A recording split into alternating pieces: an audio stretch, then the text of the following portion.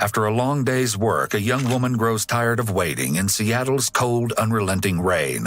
She soon makes a decision she'll forever regret. One girl would soon become countless more as they fell victim to one of the most prolific serial killers in the history of the United States, the Green River Killer. As the murder spree raged on, the police became so desperate to catch the killer, they turned to none other than Ted Bundy for help. There are an infinite number of ways to explain how a man can come to the point where he destroys human life as this person has, killing because he wants to kill. The young woman waiting in the rain eventually made the decision to abandon her bus stop and attempt to flag down a ride home. Soon, a man offers her a lift, and consistent with the area and times, they agree on another transaction as well. I think the very first woman I dated on a Pacific highway, I picked her up there, and I choked her, but I didn't kill her. I think that was the very first one I choked. I never killed her. Somehow, she survives the attack and narrowly escapes with her life. But so many who come after her won't be quite as lucky. It's the summer of 1982, and the Pacific Avenue South Strip, located near the Seattle-Tacoma International Airport, is alive with teenage girls and young women seeking paying dates. I was paying for what we agreed on. Sometimes I'd kill them, and sometimes I wouldn't. I had a lot of rage at that time, and that's why I killed these women. It's quite monumental because the missing juvenile problem is that nobody gives, especially nobody gives a darn about runaway juveniles. The street workers, all but forgotten, remain trapped in a vicious cycle, and the lifestyle is an exceptionally dangerous one. As you correctly pointed out, we're dealing with a class of victims who are hard to trace and hard to investigate, who disappear without being reported, whose movements are hard to trace, whose friends are difficult to run down. Then the work suddenly becomes even more perilous. First, one body is located, then another. Within just a month, the body count has reached 5. These girls and women of the night are disappearing at a frequency that is increasingly alarming. How did you kill her? Choked her. With what? My arm. I would be on top of her, usually face to face. If I couldn't have a climax, I would have her turn around and I would get her from the back end. Sometimes I'd kill them, and sometimes I wouldn't. I had a lot of rage at that time, and that's why I killed these women. I didn't plan on killing them. A couple of years pass, and the number of missing and murdered women climbs to well over 40. There's, like I said, there's upwards of up to 63 people I killed, so they kind of run together sometimes. And I didn't make a list in my mind which ones I killed with a rope, which I killed with my arms. The sheer number of victims gives insight into how the killer saw the victims as easily dispensable. In his mind, they were objects to be used for his pleasure and nothing more. Do you think it's possible that this guy could stop? No, well, unless he got, unless he was born again and got filled with the Holy Spirit. But I believe God's forgives you from your sins. You think he's forgiven you now? I think he has. In a very real way, this guy's figured it out by now. Oh, I know. He's figured it out. He's way ahead of us. I mean, he's so far ahead of us, it's unreal. It would be nearly 2 harrowing decades before the monster is finally identified. The first victim was recovered on July 15th of 1982. A gruesome discovery. 2 teenage boys had spotted her body floating in Washington State's Green River. Wendy Cofield was just 16 years old when she was killed. She disappeared a week earlier. It was later found that she'd been strangled with an item of her own clothing. The first one I killed? Yes. I don't actually remember where I killed them because I wasn't planning on killing any of them. It's possible that the killer didn't decide in advance that he was going to kill. It's possible he acted in the moment.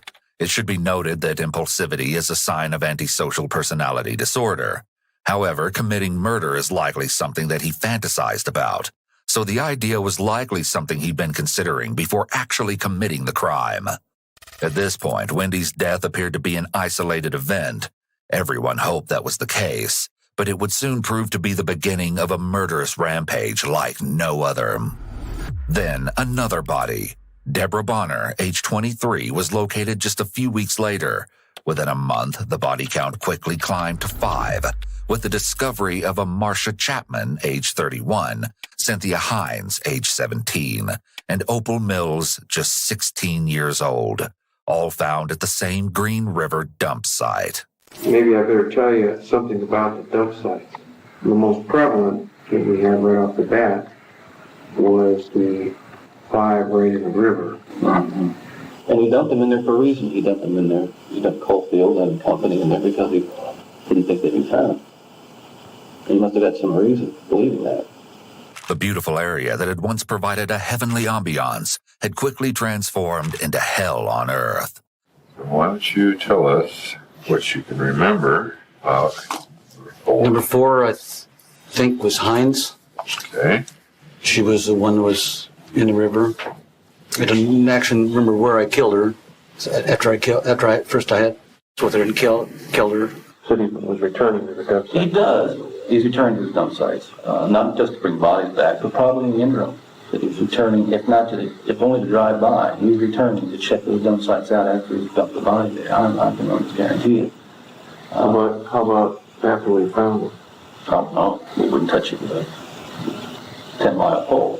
He was partially correct in his speculation. The killer was revisiting the scenes. As for the Green River killer's victim, he would later return to her body after work. Drove down the same way to where the body was, and I drove down further, parked on the side of the road, looked both ways, nobody was watching, and I ran down the hill towards where the trail was, pulled off any clothes that she might have had, had sex with her, right there in the spot, put my pants back on, drug her down into the river, got in the river, pushed her down and put 1 or 2 rocks on top of her. Gary, what's the longest time that it's been after you killed one of these girls that you came back and... 2 or 3 days. Until there was a smell or maggots. The killer may have experienced gratification by reliving the recent murder during his deplorable act, known as necrophilia. Your arms were floating? Her arms were not flooring, but they were probably moving. Was she waving at you? I might just be getting that from the discovery. No, I don't. She wasn't waving at me. No, just waving with any kind of current coming by. So then you put Hines in the river? Put Hines in the river. Cynthia was the final victim discarded in the Green River, but she wasn't the last of his victims, not even close. The following month, the body count reached 6 with the finding of Giselle Lovern on September 25, 1982. At just 17 years of age, Giselle could have had a bright future ahead of her. She was exceptionally intelligent and was on her way out of working the streets. She'd planned to call it quits after 1 more week. She just needed enough money to fund her trip home to California. You found these first 5 really quickly. You can see he changes. He's obviously not going to use that Green River anymore, at least not for a while. And he's looking for something that's more effective, so he goes back to dry land with number 6. And Lovern is found in September, but still he sticks to these sites. It seems the killer found a better way to conceal the discarded bodies following his atrocities at the Green River. Between September of 82 and May of 83, he didn't find anybody. So in his mind, he was effective. Let's say he's continuing to kill. Okay. Still in the Seattle area. Mm-hmm. And we found these locations out here. What would his next step be? That was the million-dollar question, and unfortunately, there was just no way to accurately predict the answer. With the passing months came more strangled bodies. By the end of 1982, somewhere around 15 murders had occurred, though only a fraction of the remains of the victims had been located at the time. One of the youngest victims, estimated to be his 15th kill, was Colleen Brockman. She was only 15 years old when she disappeared on Christmas Eve of 1982. And like the others, her story is heart-wrenching. It's said she told a friend that her home life in North Seattle, where she lived with her father and brother, was miserable. However, she didn't elaborate further. Colleen had run away a few times previously, but she always returned home. This time would be much different. I'm quite sure that was one in Seattle on Christmas. And it was cold, but she needed the money. Colleen climbed into a truck, having no idea she had just minutes to live. I walked her in to a creek there in Tobina.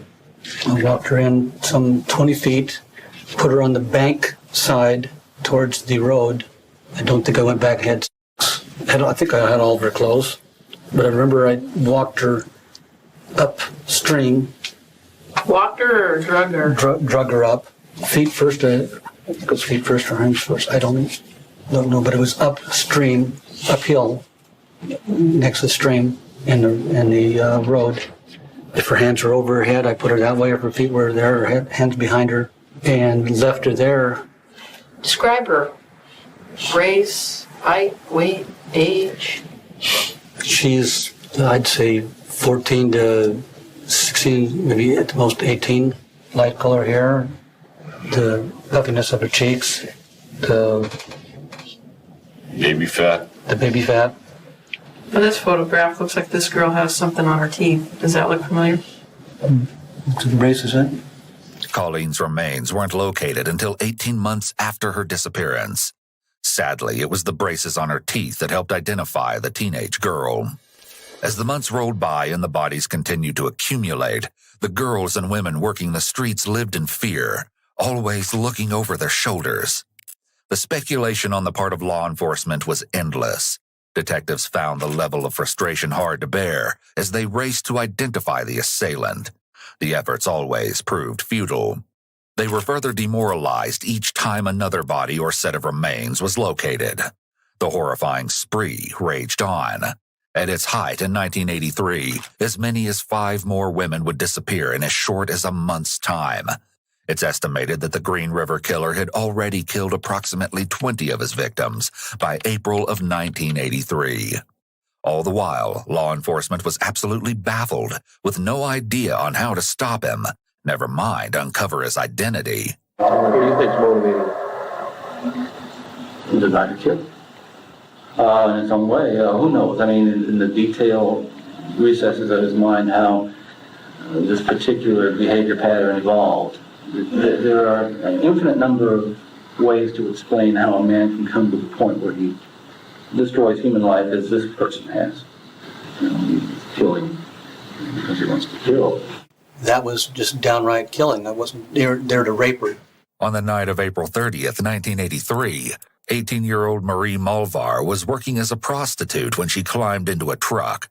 Her boyfriend often trailed behind in an attempt to keep her safe, but on this night, he soon lost sight of the vehicle at a traffic signal and wasn't able to find the truck Marie got into.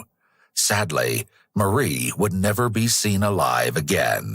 Do you think there's something that we can do to draw him out of the woodwork? Yes. I think there are a couple of things, and this may sound a little bit strange, but I'll offer them to you for what they're worth. There are a couple of things that I would say, with what I know here, you find a fresh body. I put that site under surveillance. I wouldn't move in. Now, that sounds a little bit odd to you. I would move in, secure the area, and try to keep everything off, the radios, right, but set up a surveillance network on that area. Now, you might want to move the body under cover of darkness, because let's face it, by the time, if your man comes back to that site, by the time he gets on top of that body, you've already, to the point where the body was, you've already got his number, and you're already going to be in on him. The best chance you have of catching this guy red-handed is to get a site with a fresh body and stick it out. Bundy may have felt that he was in a position of authority or even superior to the police, since they'd requested his assistance with the case. This experience was likely a huge boost to his ego. Even so, the theory seemed to make sense, as it's not uncommon for a serial killer to return to the scene of the crime, or to the place where they left their victim. Unfortunately, law enforcement was never able to pull it off. How was this monster able to convince each victim that he was harmless, that the transaction was a safe one to engage in? Look, my initial impressions was this guy is young. He's, more or less in the same socioeconomic kind of strata that these young women can be associated with. Lower middle class, let's say, that he's between 20 and 30, probably closer to 20. He's young, a low-paying job that restricts his movement. He doesn't have a lot of money. He can't move around.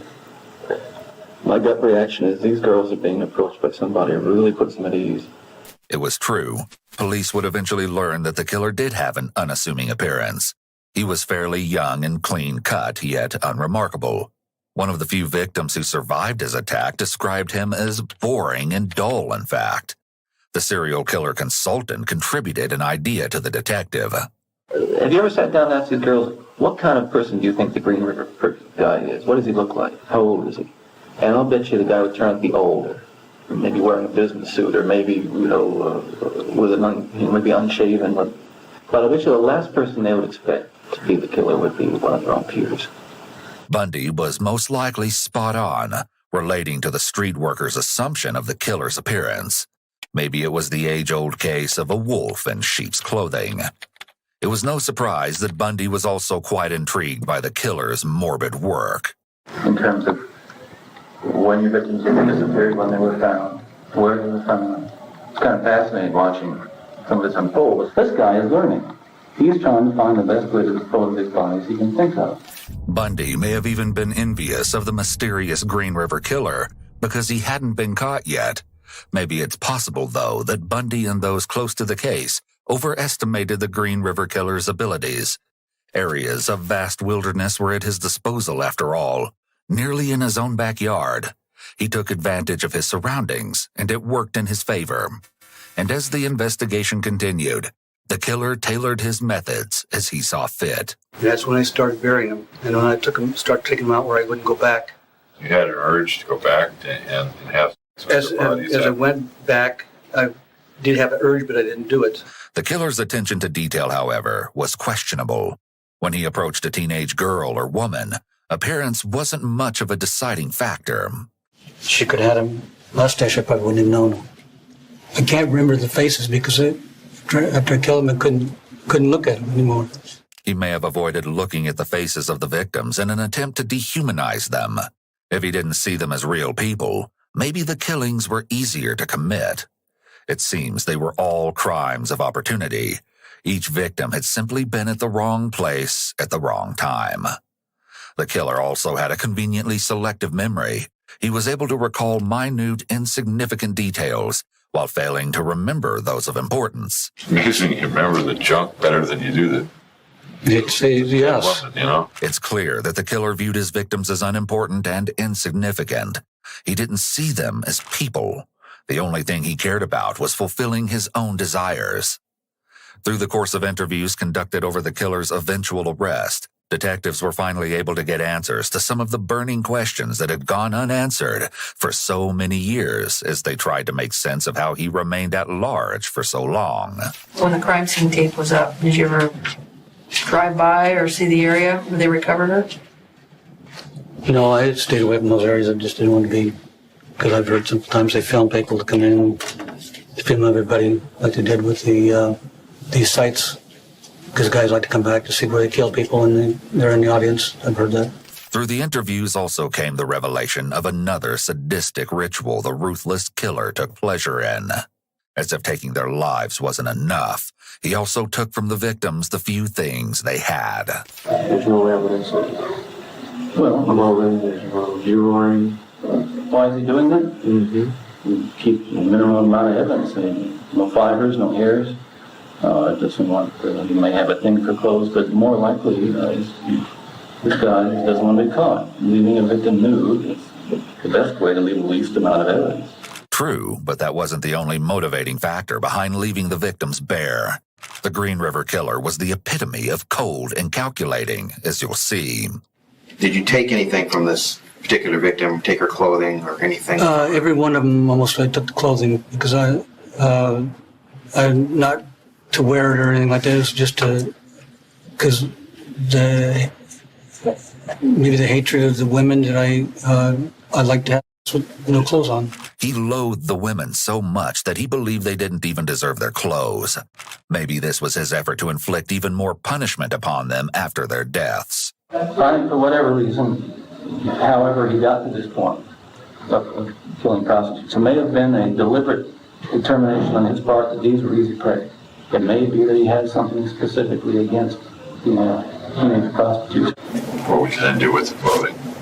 Usually I would either throw it away, or if I was throw it out the car when I was driving, or the truck. And then there was also the jewelry. Jewelry I put in 3 or 4 different places. Why did you take the jewelry from the victims in the first place? What prompted you to take the necklace off or the ring off? All this time I've never really thought of why I did it. Maybe it was to hurt the victims or something, the woman I killed. Basically, they die, They die, I take the and jewelry. then you strip them right away of their jewelry? Yeah, And what was the point of that? just to take it off and put it in my pocket. There's no... I did with almost every one of the bodies. Like removing earrings off a dead person. Isn't that kind of weird? It's probably kind of weird to you, but in my state of mind, it was their possessions, and now it's mine, and that's it. If you had a ring that was really hard to get off. I never had a ring that was real hard to get off. And what would he do with the jewelry he stole from the victims? Just get rid of it, throw it into the bathroom, or leave it at the airport, or it's not. That doesn't make any sense to me. You think the police are going to think it's just a bad robbery? Taking jewelry? It'd be a combination. Maybe it's my trademark. At times, he'd bring the jewelry to work and secretly toss the pieces into the women's restroom, knowing they'd be found. It likely thrilled him that there was a secret that only he was in on. He may have felt superior because he knew the truth, but no one else did. In actuality, it all came down to the fact that he didn't care who ended up with the jewelry. Why do you even go to the trouble taking it to work? To the employees trying to give them away or illegal places? Even though they... Why wouldn't you just throw them out the window with the clothes? Because I wanted them to go to somebody that was not a harm. The killer's hatred toward his victims was so extreme, killing them still fell short of satisfying his sinister urges. In the years that followed 1983, the frequency of the killings had slowed considerably. Nearly 2 decades after the rampage began in 2001, everything caught up with the Green River Killer. The identity of the ruthless killer, one who had evaded police capture for so long, was shocking. He was a 52-year-old truck painter at a commercial manufacturing plant.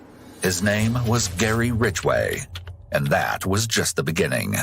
Over the years, the authorities had this ruthless killer in their sights, almost stopping his murderous rampage, and yet each time he slipped through their fingers to deadly consequences. A brief glimpse into how his deranged world began may help to shed light on the trajectory that landed him in this very seat. There were blatant warning signs well before the violence escalated to murder. In retrospect, 2 distinct sets of circumstances seem to have contributed to Gary's evolution to evil. For one, it's believed that his domineering mother behaved inappropriately toward him during his early adolescence.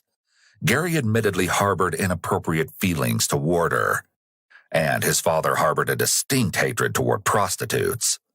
He openly voiced his resentment of street workers around his family members. Gary bought into this same sentiment and took that animosity to a whole new level. By his teenage years, Gary had developed an innate desire to torture and kill. The first known fatality at Gary's hands was a family cat. This early warning sign indicates that he felt a lack of empathy for another living thing, which is one of the most well-known signs of psychopathy. Gary's violent acts escalated over time, though the victim that followed the cat was still no match for him.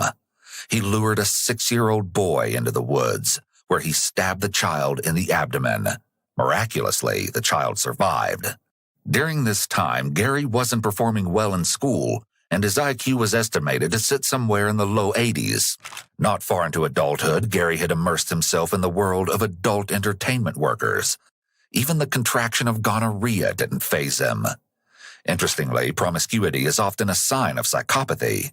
Psychopaths tend to get bored easily, so they may frequently seek out new partners.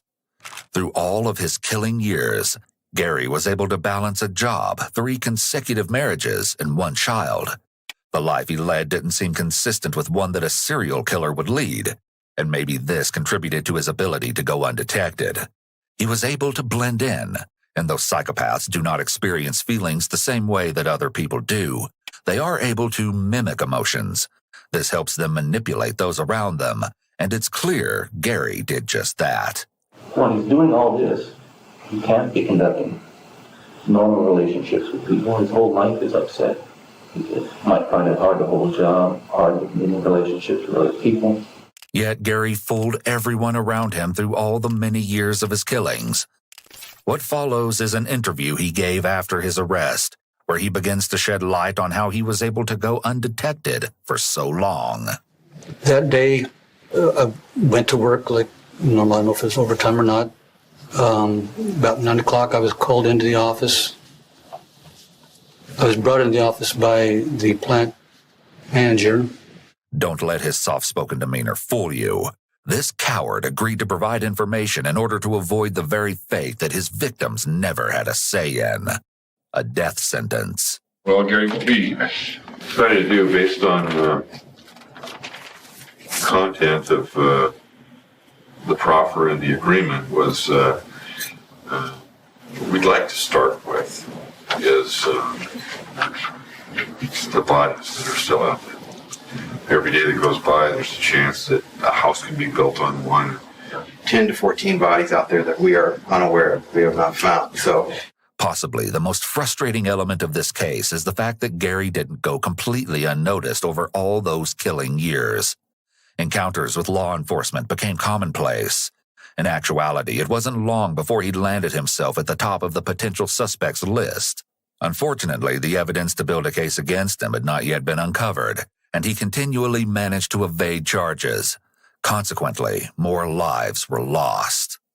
One of Gary's earliest run-ins with law enforcement came about after that catastrophic night that Marie Malvar climbed into his infamous truck, never to be seen again.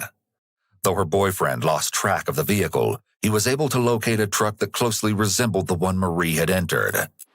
What were you driving at the time?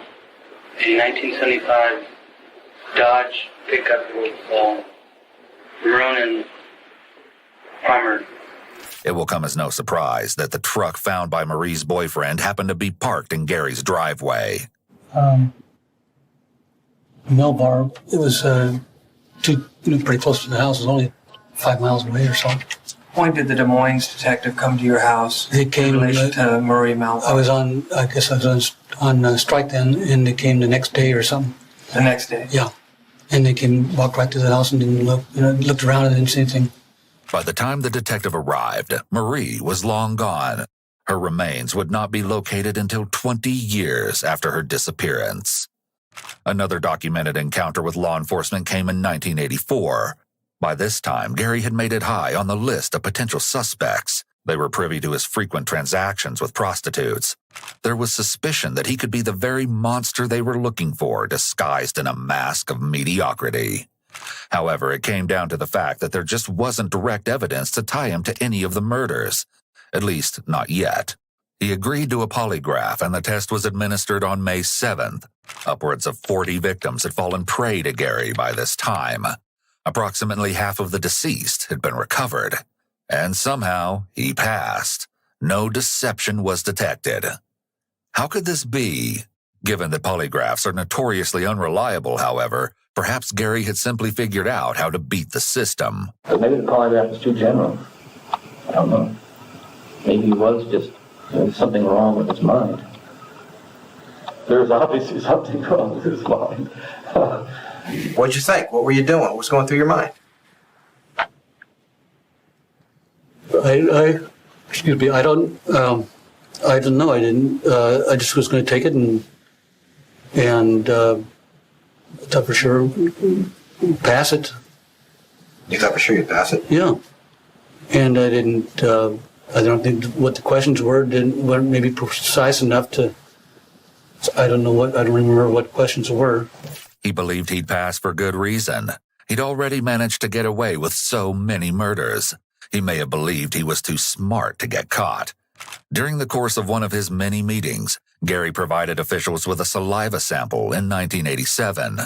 Of course, at the time, forensic testing was not yet advanced enough to match saliva with other biological materials from the same individual. The sample was stored along with those obtained from victims until they could be tested without fear of losing the small amounts of evidence they'd managed to preserve over many years. Though few and far between, there were also stories of survival. A few women survived their brushes with death at the hands of the Green River Killer. Tell me a little bit about the one that got away. She was a black lady,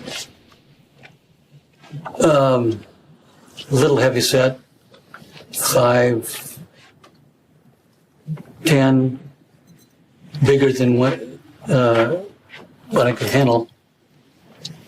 We walked back to the truck, and I apologized to her, and she took her to where I needed to drop her off, and dropped her off. She got her money, and she probably used to men beating her up or something, but she didn't turn me in, I don't think so. Sadly, Gary was likely right, considering the dangers in her line of work. Another woman, on the other hand, did go to the police, but not right away. It was over 2 years before she summoned up the courage to contact law enforcement. Rebecca Garday went to the police in December of 1984. She told of the attack that occurred in November of 1982. Gary recalled the assault having been prior to the murder of his first victim that previous July. As he explained previously, the details began to run together. If she'd been attacked in November, then more than 10 victims had already been murdered.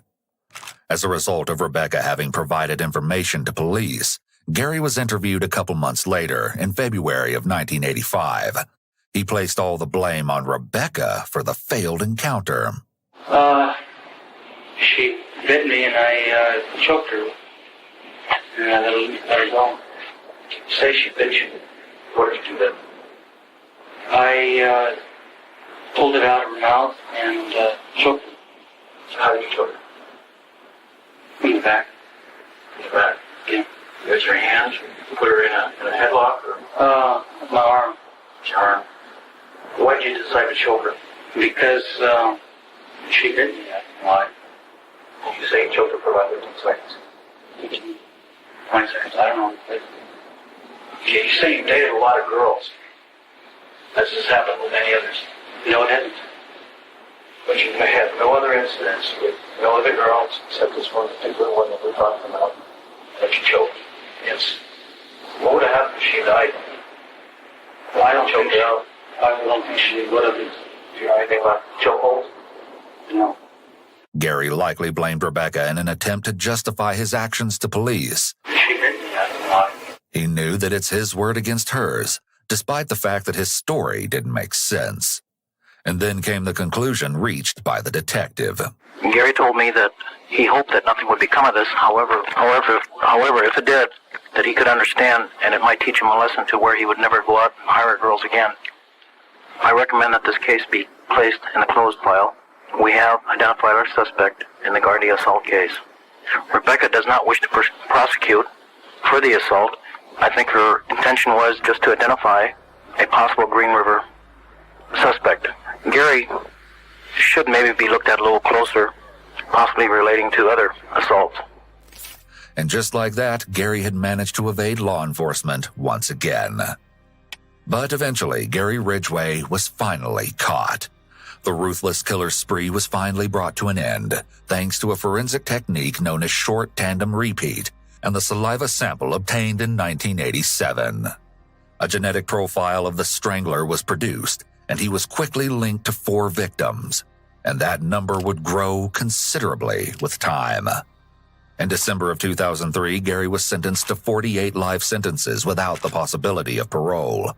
In 2011, yet another life sentence was added to the 48 he'd already received as he pleaded guilty to the 1982 killing of Rebecca Marrero. The actual count of vulnerable teenage girls and women who fell prey to Gary's diabolical undertaking has been projected at somewhere around 80 to 90 victims. Gary is amongst the most prolific American serial killers on record. To this day, there are still sets of unidentified remains and families whose questions have yet to be answered. It's likely that more murders will be linked to Gary as he sits in his jail cell. Due to YouTube's monetization policies, we had to make a lot of cuts and heavily censor the content of this video. With an entire team behind the creation of each video and the cost of obtaining exclusive footage, we cannot afford to produce demonetized content. Therefore, if you would like to see the less censored version and even more exclusive content, you can do so by joining our Patreon. You will also be helping us continue to produce this content.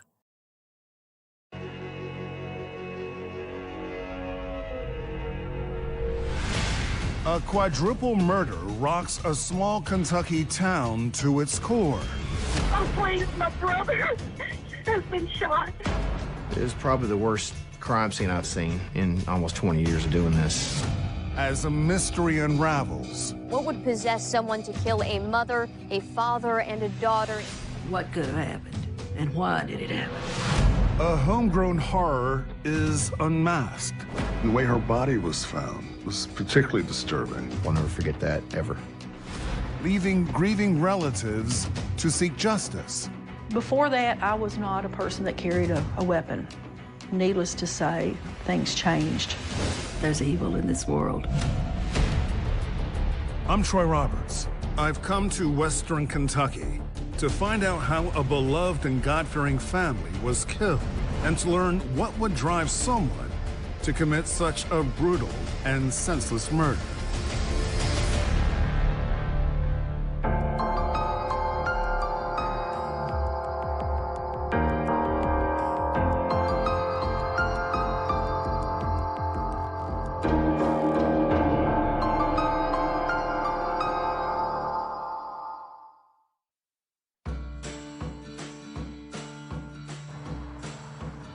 When you drive into Cadiz, Kentucky, what you notice are the rolling farms, the tobacco barns, and the mom and pop shops. It's a bit like driving into America's past. Cadiz is just a really neat little town. It has beautiful streets, it has old historic homes.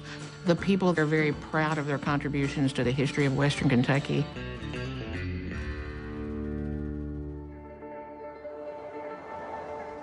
The Champion family has lived in this part of Western Kentucky for generations.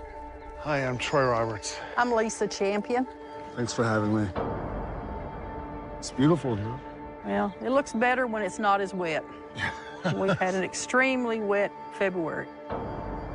Every time Lisa Champion steps out onto her front porch, she is forced to relive the worst day of her life. I know your loved ones are in your heart every day, but when you walk outside your home and you see this reminder across the street where your loved ones were brutally murdered, how do you get past that?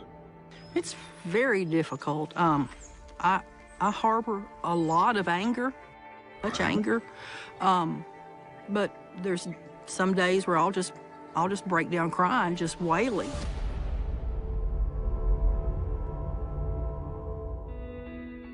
Lisa's brother, Lindsey Champion, was just a young boy when his parents moved to the family farm in the late 1950s. Lindsey and I, we had a bond because we did so much together. What kind of man was Lindsey? He was fun, he was funny. He has a very dry sense of humor. Mm-hmm. Lindsey met his wife Joy in high school. They married soon after graduation in July 1972. Tell me about your sister. She was just Joy, just like her name. She taught school, she loved her students, and she was a wonderful teacher. While Joy was in the classroom, Lindsey worked as the director of a farmers' credit union and was an elder at the family's church. He was devoted to Joy and his family. I never heard him say a bad word about anybody. Good, God-fearing people. But despite the couple's happy marriage, there was something missing in Joy's life. So she had several miscarriages. Yes. She lost a couple of babies, and it was hard. They wanted a child. So after years of trying and failing to have a baby on their own, Joy and Lindsay decided to adopt. Tell me about the arrival of Ryan. He was born in September of 1978, and they adopted him around December or January. They must have been elated. Yes, yes. And it was just like he was their own child. Lindsay and Joy doted on their son. Then, when Ryan was 5 years old, a miracle happened. Joy was able to conceive and able to carry up until full term. And Emily was born April 29th, 1983. Joy and Lindsay loved their two children and treated them equally. But like many siblings, Emily and Ryan didn't always get along perfectly. We did begin to notice that whenever Emily would get attention, then he would do whatever he had to do to get the attention away from her. That's a sibling rivalry, perhaps. Perhaps so, yes. As the years went by, Emily and Ryan took very different paths. You know, Emily knew from an early age what she wanted to do, and she set her sail, and she accomplished what she wanted to do. But Ryan didn't seem to possess his sister's ambition. He was bright as Emily. He just didn't apply himself. Where Emily set goals and worked and studied, he didn't want to do that. In search of a purpose, Ryan joined the Army in his mid-20s. You know, his parents supported him, and they had good expectations for him, you know, and they thought the military would be a good fit for him. After almost 8 years in the military, Ryan was discharged. Now in his 30s, he moved back to Western Kentucky to the nearby city of Oak Grove. Meanwhile, after graduating from Auburn University, Emily, now 31 years old, had moved further south to Louisiana to work as a horse veterinarian at a racetrack. And Joy and Lindsay, now retired in their 60s, were enjoying their golden years. In late October 2014, Emily Champion came home to spend time with her parents. Saturday, October 25th, was a busy day for the family. Emily ran in a local marathon, and later, Joy and Lindsay attended their friend Debbie's birthday party. We had a great time. And when they got ready to leave, I hugged them, and that was the last time we saw them. That was the last time.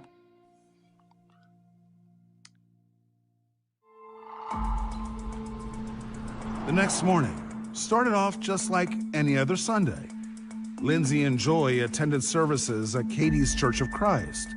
Emily stayed home to recuperate from her marathon. It was a beautiful day. I mean, it was blue sky, fall, not a cloud in the sky. And I even said that day from the pulpit, this is going to be a great day. After church let out, the Champions returned home. Just after 11 a.m., Lindsay Champion's sister Lisa heard loud gunshots coming from her brother's house across the street. I just thought it was very unusual that time of day. And I got up and went down to the bedroom, and I heard something at my door. And it was, "Lisa, Lisa." So I come down to the hallway, and there he is at my front door. Your nephew. Right. And he's got the pistol in his hand. His wrists were taped with just a small amount of duct tape around his wrist. And he's saying, "Call 911. And ma'am, what's your emergency? My nephew, Ryan Champion, just came to my door, and his wrists have been tied with duct tape, and I haven't been able to find out what's wrong. He doesn't appear to be injured, but I don't know what's happened." While still on the line with the dispatcher, Lisa was able to get a bit more information from Ryan. And he said, "This guy that liked Emily busted into the house." And I said, "Do we need an ambulance?" And he said, "Yeah, we need an ambulance." Okay, ma'am, where would I be sending the ambulance to? Right across the road. I'm gonna go over there with him, okay? Okay, ma'am. So I cut the tape off of his wrist. And I say, well, we're going over there. And so we drive over to the house. And I just say, well, where is everybody? And he just says, they're in there. And I said, what do you mean they're in there? And he said, you don't want to go in there. So at that point, I get out of the truck, I go to the door, and there's a bullet hole. And open the door. 911, where's your emergency? Oh, please, my brother has been shot, and his wife, Joy. My nephew is here, and my niece has been shot. Oh, please. He's been evil. Evil? Yes. What would you call somebody that murdered your family? We told her she was under arrest, and she said she wasn't. She wasn't.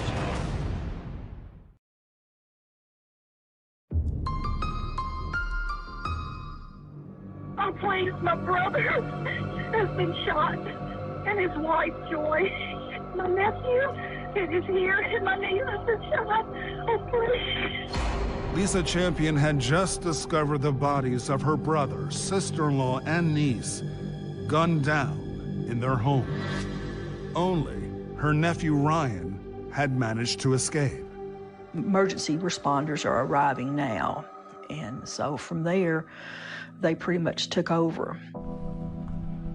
Former Trigg County Sheriff Ray Burnham was one of the first responders on the scene. So, were you familiar with the name Champion when you got here? Yes, sir, I was. She was my elementary school teacher. Really, Joy was? Mm-hmm. That's horrific for you. Miss Champion, I said I wouldn't do this. Miss Champion, she was beloved by everybody.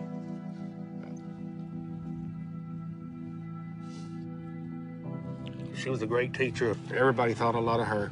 Mr. Champion, I knew him. I did not know him as well. And Emily, I knew her, but did not know her as well. Still to this day, it's raw. It's the first time back since that day. In need of additional assistance, the sheriff's office called in the Kentucky State Police to help with the investigation. It was probably the worst crime scene I've seen in almost 20 years of doing this. It was an indoor-outdoor scene, and outside was the father. He had obvious gunshot wounds to his head. He was out on a concrete landing off the side of the house. And once you went inside, what did you see? Saw a girl around the other side of the wall that was duct taped up over her face, from her nose to the bottom of her chin, duct tape, probably 7 or 8 times around. Hands duct taped together, real thick. Feet duct taped together as well, and 2 bullet holes in her head. That was Emily? That was Emily, yes, sir. And then Joy, where she was shot, was the front of her face, and she was laying slumped over face down.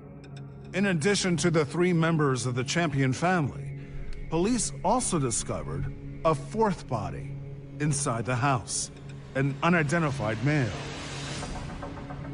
I was thinking, who would do this?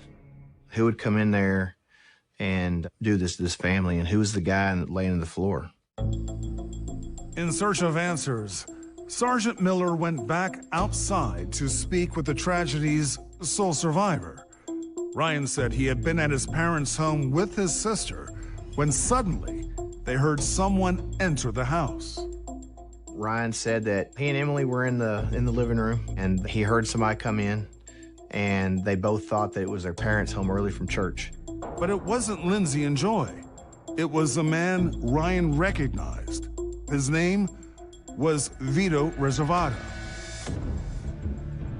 Vito came all the way, and he had a handgun and a roll of duct tape, one in each hand. Ryan didn't seem to know much about Vito, only that they had met just days earlier, and Vito had quickly become obsessed with his sister Emily. According to Ryan, Vito put the gun on Ryan and said, if you do something stupid, I'm going to hurt your sister. And he said that Vito taped him up and told him, don't move, don't do anything stupid. I'm not going to hurt anybody. And then taped up Emily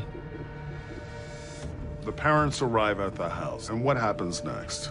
Vito took off running. He went out the side door. A moment later, Ryan said he heard gunshots outside. And what happened next? Vito came running back and ran past Ryan, and he said he immediately put the gun on Emily and shot twice. Still bound to the chair, Emily Champion was executed with 2 gunshots to her head. Ryan said that's when Vito turned the gun on him. And that's when Ryan made his move and fight the gun away from him and shoot him one time in the head. And he said it was over with at that point.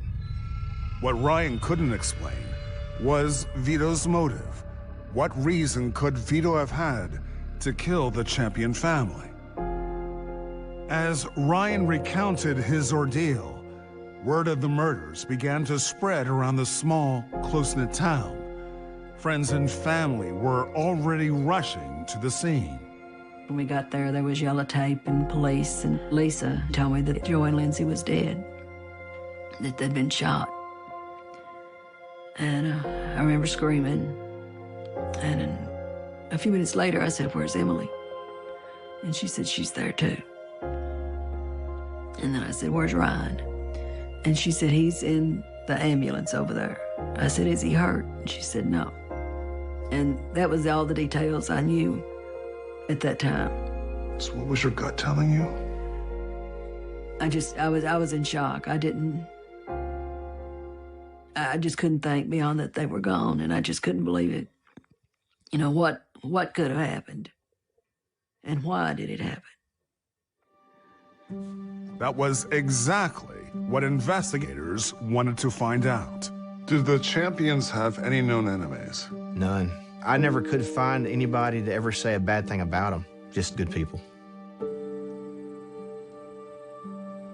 As members of the community rallied around Ryan, investigators determined that the alleged shooter, Vito Reservato, was a 22-year-old local. He had this ID on his person, and you'll notice he has got a very distinct birthmark on his face, and so they were able to identify him.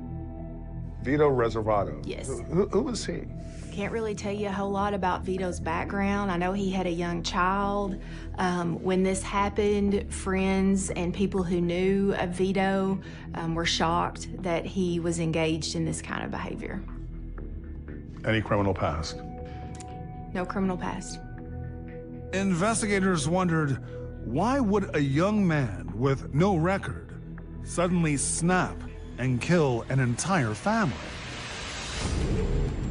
They also had a long list of questions for the one person who managed to escape the scene completely unharmed. Why is he not injured? Why does he not have any marks on him at all? How is that possible?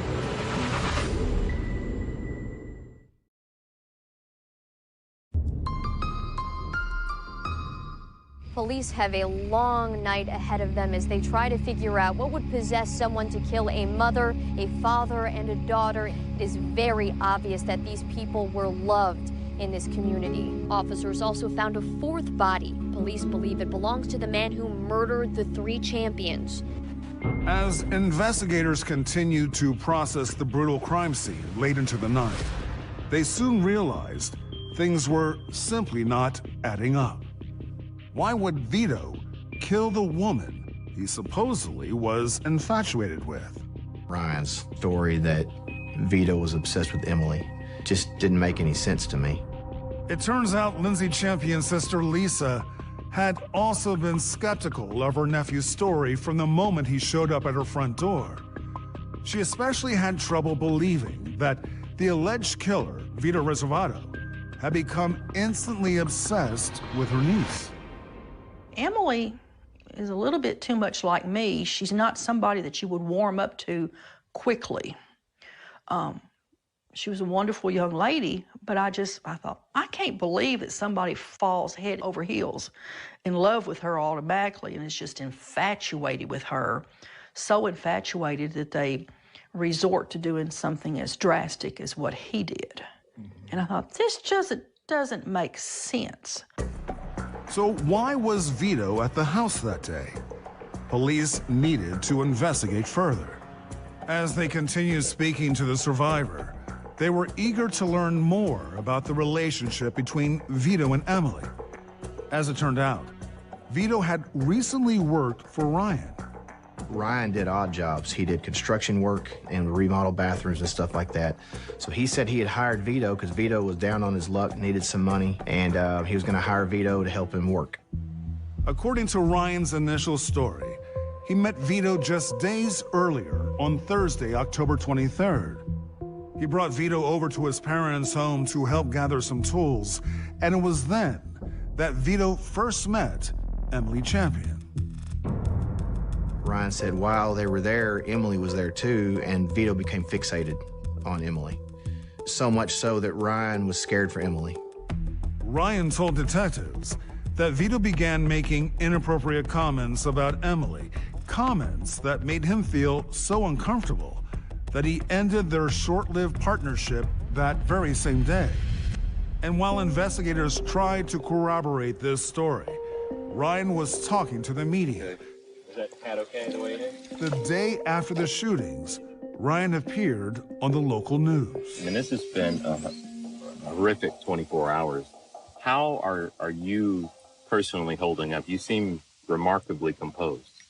To be honest, I really don't know yet, really, how to feel about any of it. It was horrible. I mean, none of us expected to see him back at the scene. And I thought, he's bound to be in shock. He's bound to be devastated. We probably won't see him for a few days. But he was right back at the site, on TV, telling everybody his version of what happened. It was odd.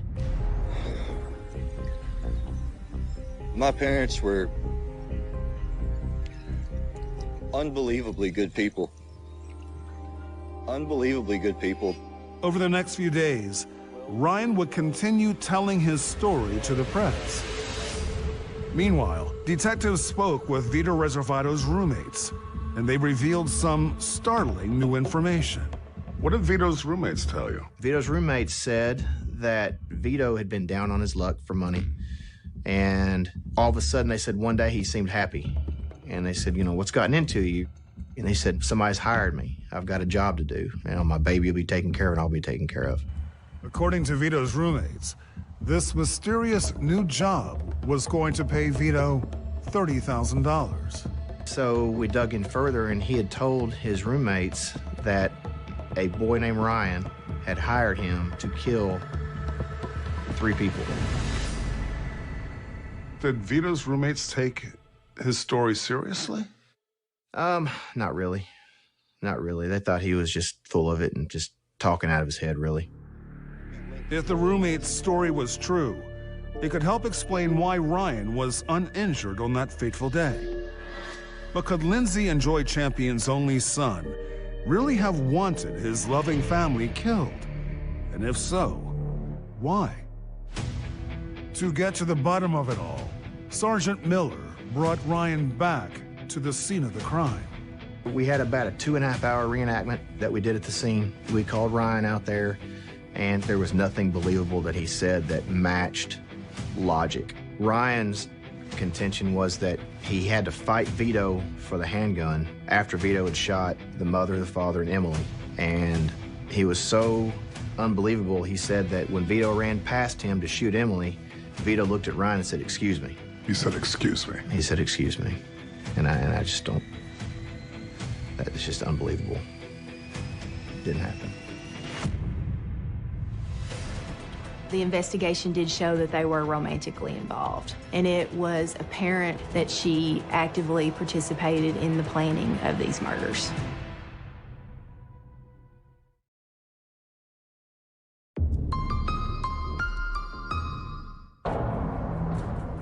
After receiving an influx of alarming information, detectives were taking a closer look at Ryan Champion.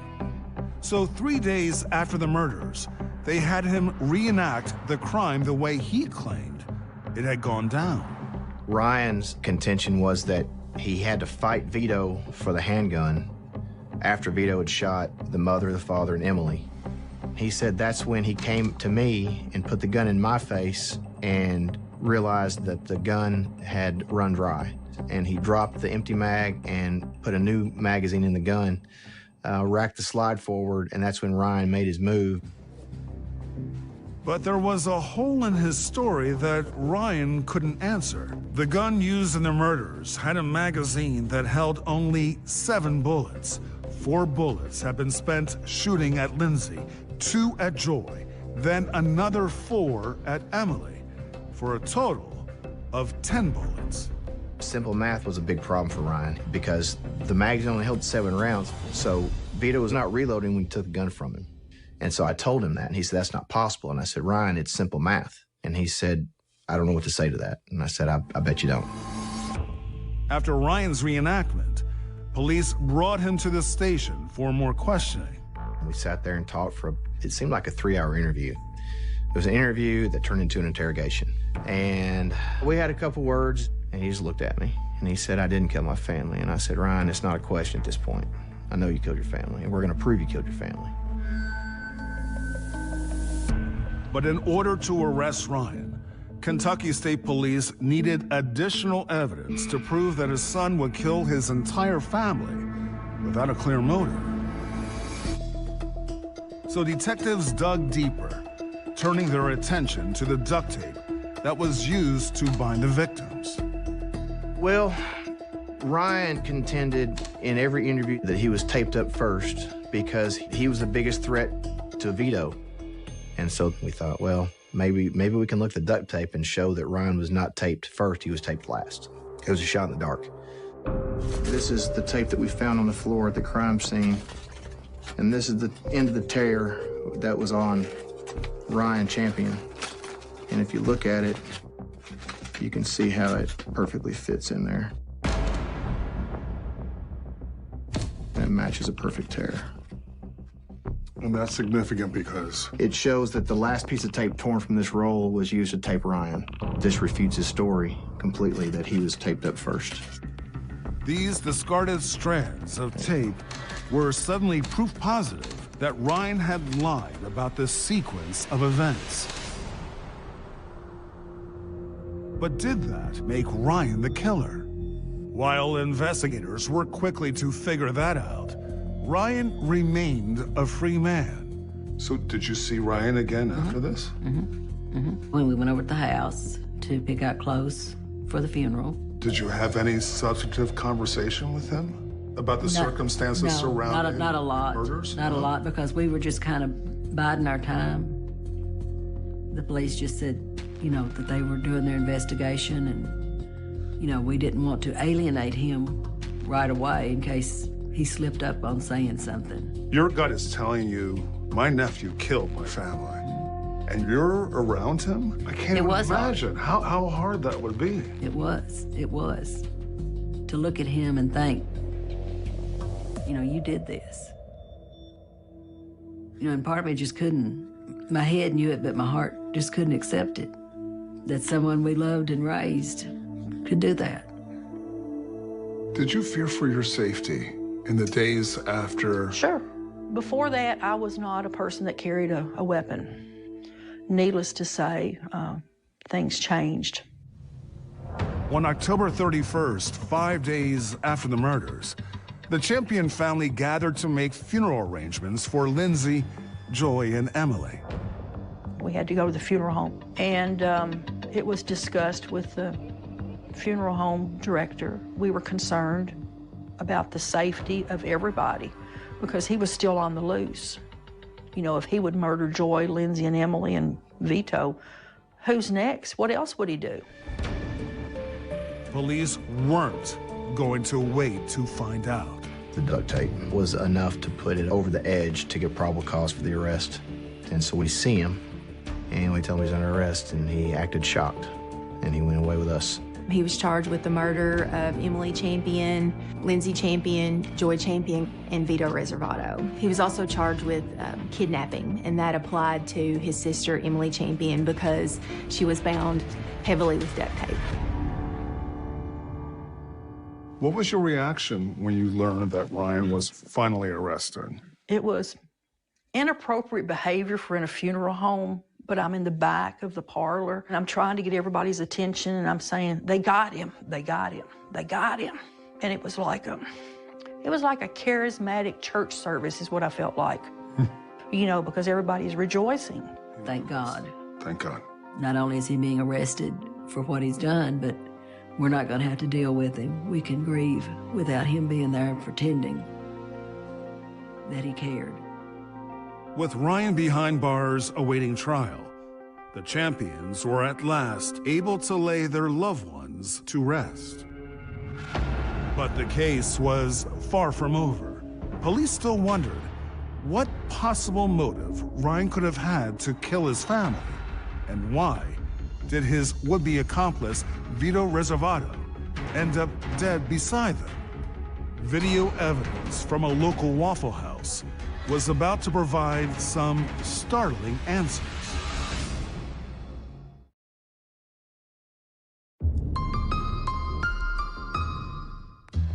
Ryan Champion had just been arrested and charged for the murders of his mother, father, sister, and his one-time employee, Vito Reservato.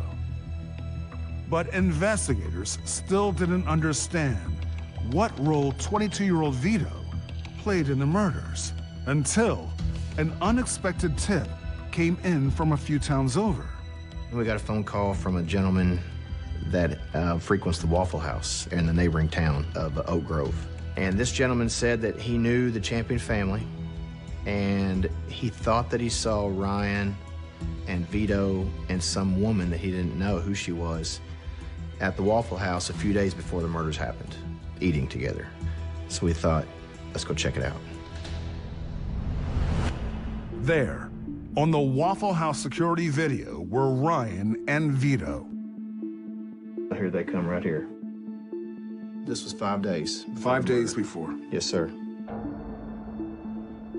At this time, Ryan Champion was only claiming to have known Vito Reservato since Thursday, and the murders happened on a Sunday. So obviously, he had known Vito longer than what he indicated to the police. And police were also surprised that they were joined at the restaurant by a third person, who they would come to identify as Ann Plotkin. How did you learn about Ann Plotkin? The day that Ryan was interviewed first, which was the day the murders occurred, he threw out Ann Plotkin's name to basically solidify his story that Vito was obsessed with Emily. And he said that we need to go talk to Ann because Ann will tell you the same thing. Ann knows Vito because Vito dated Ann's daughter. So Ann will have information if you go talk to her, so that's what we did. Tell me a little bit about Ann Plotkin. Ann Plotkin and Ryan Champion had known each other for years. She was a advocate for Ryan Champion in the days following the murders. I don't understand it. I really don't, because I know Ryan and no. There is no way. I'm gonna be there for Ryan no matter what. When investigators questioned Ann, they learned there was a reason that she stood by him. They were romantically involved? The investigation did show that they were romantically involved. What did Ann Plotkin say about Ryan? She called him her ride and die partner. But what was Ann doing at the Waffle House with Ryan and Vito? And could she have possibly have had a hand in their deadly scheme? Eager to learn more, investigators pressed Ann for information. We wanted to talk to her specifically about her phone. We wanted to know if there were messages between Vito and her and Ryan on her phone. And she said, no, there's not. And she picks up her phone and she's just as quick as she can, she's just tapping it, just tapping her phone. And I stood up and got over behind her and said, are you deleting stuff? Because if she's deleting stuff, we've got to take her phone to preserve the evidence. Ann's attempt at deception had just unwittingly turned her from a witness into a suspect. Investigators promptly secured search warrants for phone records and Facebook accounts. We were able to get Facebook records from Ryan Champion's account, Vito Reservato's account, and Ann Plotkin's account. We were also able to get call logs from phone companies of each individual. What did the social media posts and communications reveal? It painted a very clear picture that Ann was the middle person, the go-between for Ryan and Vito. If Vito needed to tell Ryan something, they never would directly call or text or Facebook one another. Anytime they needed to contact one another, they would go through Ann. And it was apparent once those were received that Ann Plotkin actively participated in the planning of these murders. In early February 2015, investigators secured a warrant for Ann Plotkin's arrest. We showed up at her apartment complex and told her she was under arrest, and she said she wasn't. She wasn't? She said she wasn't, and she still went to jail, of course. And she denied everything. Ann was charged with complicity to commit capital murder and would now be joining her boyfriend Ryan behind bars. But what was Ann's motive for helping Ryan commit these murders? She kept saying I had something to do with it. I helped, I kept his secrets. She knew what he was going to do, but she loved him and she wanted to be with him. I think Ryan was playing her, really, using her.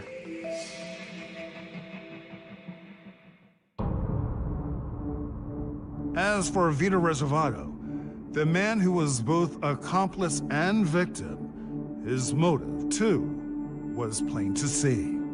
Vito had bills to pay and a family to take care of.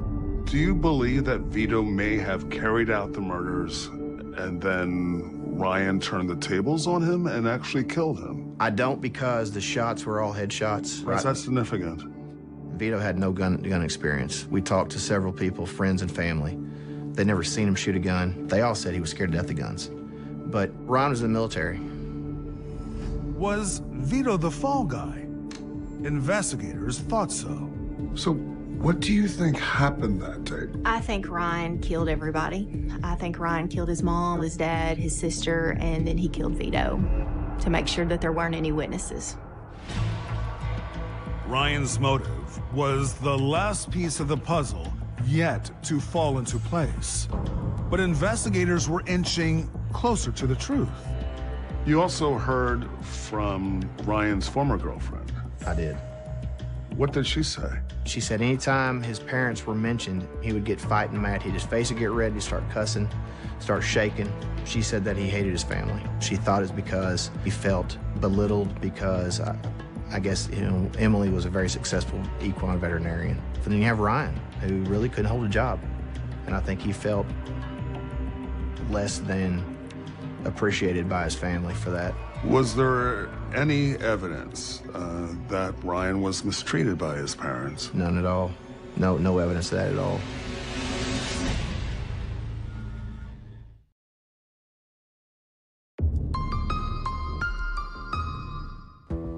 Investigators were confident that they had built an airtight case against Ryan Champion for the murders of his family and Vito Reservato.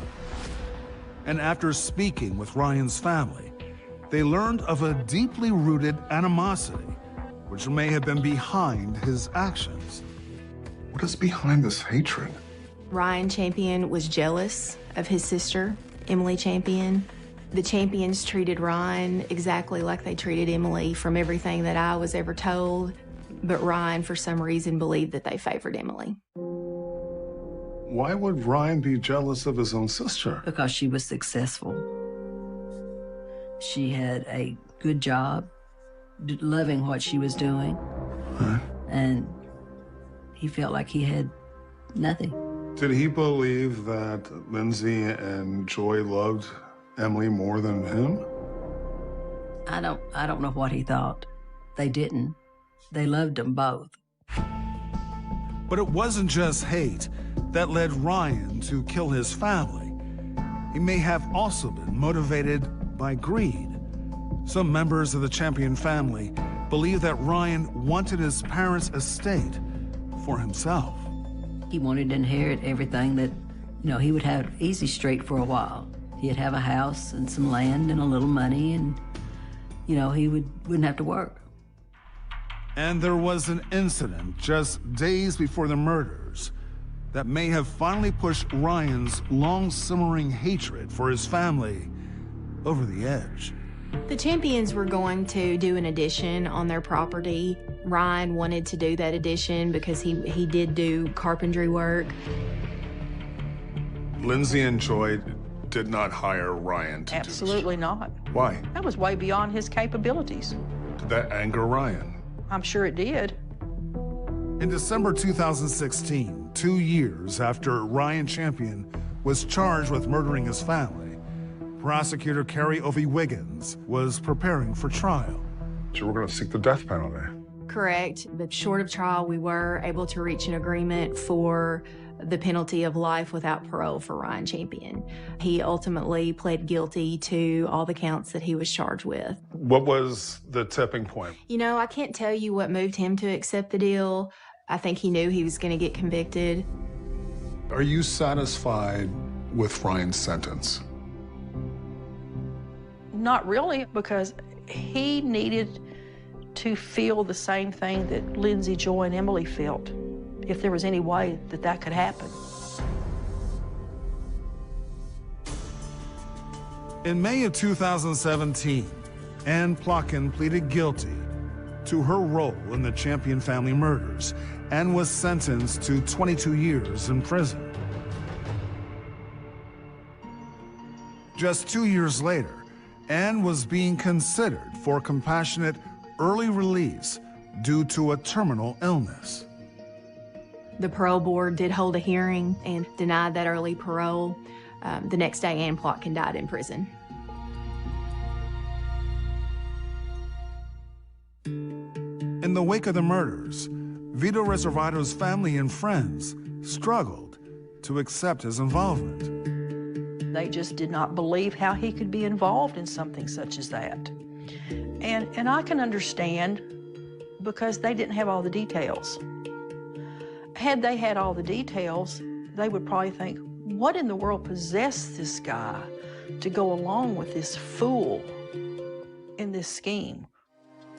And as for Ryan, despite accepting the plea, he has never admitted to the slayings or expressed remorse. I have a hard time even referring to Ryan by his name. So he's been evil for the past 4 years. You call Ryan evil? Yes. What would you call somebody that murdered your family? I just feel like that the devil just crawled up in his body and just took control of him. He's just pure evil. The cemetery is right up here on the right. Have you been there? No. Did you want to circle through? Sure. For the surviving family members, the unimaginable loss of Lindsay, Joy, and Emily Champion is something they continue to struggle with each and every day.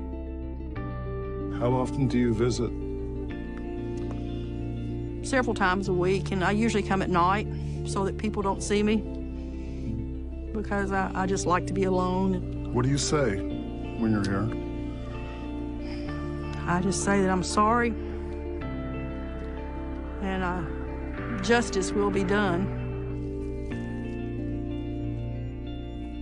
You have a 10-month-old great-granddaughter. Great-granddaughter. When she's old enough to understand, how will you explain? There's evil in this world. That man is given free will, even to commit evil. And of course, we talk about Joy all the time, her and Lindsay and Emily. So she'll grow up knowing about them. And she looks like Joy, so. She does? Yeah.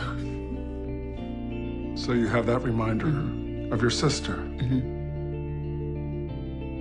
I'm sorry you're still in so much pain. I'm sorry you're still in It so won't much ever. pain. It gets better a little bit, but it will never be over. Ever.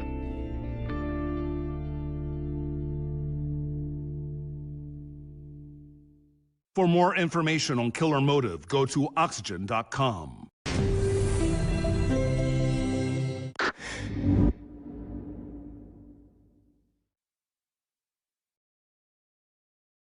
Most people that are interrogated by the police don't understand the law or don't realize the detectives are trying to manipulate them.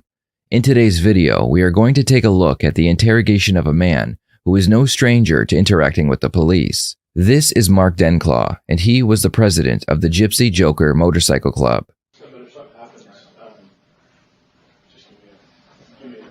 Mark? Yep. My name's Scott Curtis with the Clark County Sheriff's Office. All right. What's your name? Kevin. Kevin? Also with Clark County.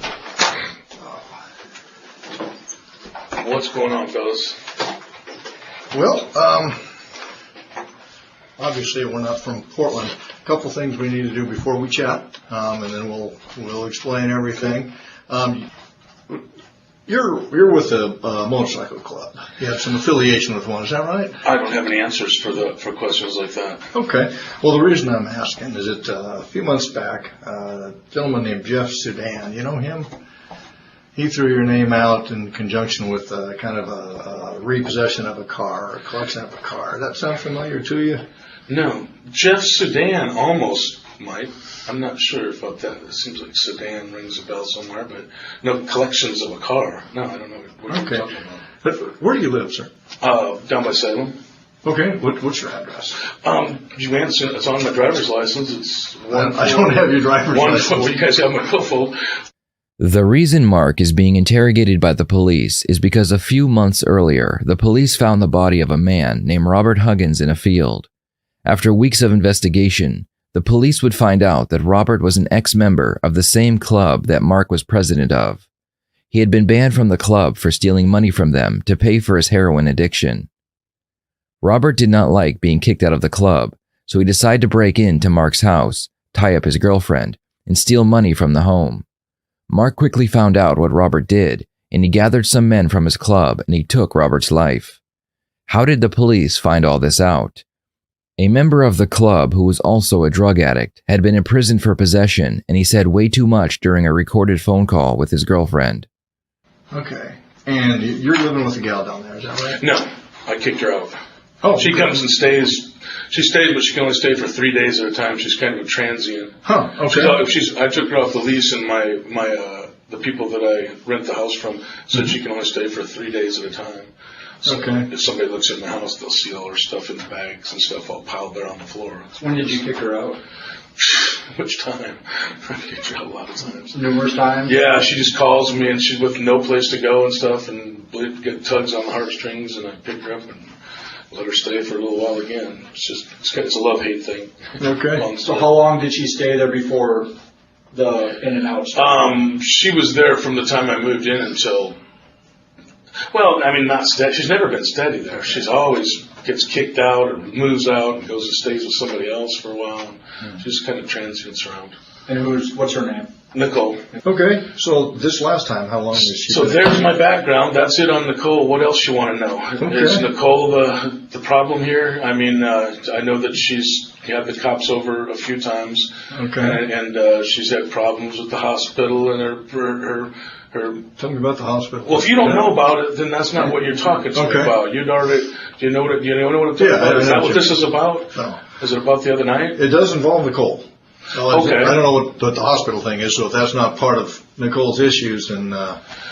Okay. So, Nicole had let me back up a little bit. How long have you been in a relationship? I'm not going to answer any more questions about Nicole. Okay. I don't have any more answers for you until I find out what you're talking about. Okay, well, you guys brought me in. I didn't bring you in. I want to hear what you got to talk about. Well, I'm trying to get to that, but part of that's going to involve how long you've known Nicole. Well, if you don't want to tell me what the heck I'm doing here, say so. Because I'm not going to sit here and give you a bunch of my background so you can play whatever kind of game you're playing. This is kind of stupid, man. I just got picked up and treated pretty roughly. You can still see the marks on my hands. This one was completely asleep all the way here and thrown in a complete silent room there. I want to know what the heck's going on, man. Okay. Did you know Nicole back in October? October of this year? Last year. 2015. Well, yeah. Okay. You guys were living together off and on. I told you I'm not going to answer any more questions about Nicole until I find out what this is about. Is this a domestic thing? And if so, what am I doing in Portland? Well, it's kind of a domestic thing. Nicole took off in a car that she may have had purchased with assets that belonged to you or something like that. And then Jeff Sudan and a couple other guys kind of returned that car to you. Does that make sense to you? Is that Or attempted to. Or attempted to. Hell Okay. no. Okay. You guys are So why would they throw? Well, I'm not going to answer your questions, but without a lawyer anyway, but just because I don't like the reaction. But you guys are way off, man. Okay. You guys don't know. I don't know who's telling these stories, and I'm not sure who Jeff Sudan is, but I can tell you right now, nobody's ever returned a car to me from anybody ever in my life. So if we got the story wrong, can you help us out with that? Well, I'm not going to straighten your story out. No, I'm not. Not until I find out why I'm sitting here. Okay. I don't understand. This is about Nicole stealing a car and somebody. No, not stealing necessarily. But why are you playing games? Tell me what you're talking about. I'm not trying to play games, but Okay. I'm trying to get at the root of what caused this whole thing. Like I said, this gentleman's. They tell Mark that the reason he was handcuffed and brought in for interrogation was because a woman he lives with named Donna stole a car from him and that she was found. Mark realizes that this doesn't make sense, because if it was true, then that would mean he was the victim, and why would they arrest a victim? If possible, police will question a suspect about other crimes, so they will believe that they have gotten away with the initial crime. This will make the suspect feel more comfortable, and they are more likely to answer questions without asking for a lawyer. I'm looking for the crime is what I'm looking for. What fucking car are you talking about, man? I think it was an Acura. Does that sound Okay, well, what about it? Okay.